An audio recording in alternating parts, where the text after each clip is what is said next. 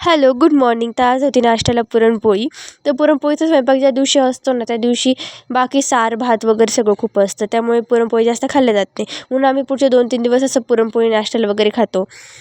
आणि आमच्या घरात सगळ्यांना पुरणपोळी आवडते सुद्धा त्यामुळे. आणि माझी पुरणपोळी कशी झाली मला नक्की सांगा. नाश्ता वगैरे करून झाल्यानंतर मी भाजीची तयारी केली. भाजी सिंपल होती, शेवगाची होती आणि फक्त घट्टसर होण्यासाठी त्याच्यामध्ये मी बेसन टाकलेलं. त्यामुळे भाजी जास्त छान होते. आणि दुपारी मी बाकी घरातले वगैरे एम-एस-सी ते गेले नाही, म्हणून दुपारचे सगळे थोडेफार कामं वगैरे करून घेतले.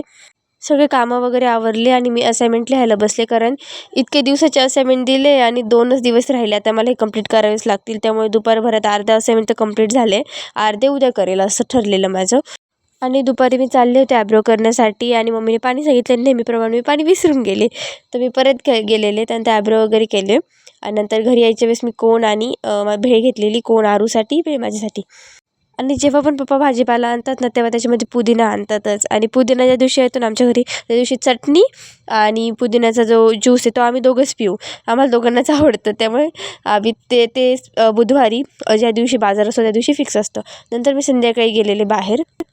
पापडी चाट काय म्हणते मला आठवत नाही, बट हे खाल्लेलं. नंतर आम्हाला थोडं सामान घ्यायचं होतं लग्नासाठी वगैरे.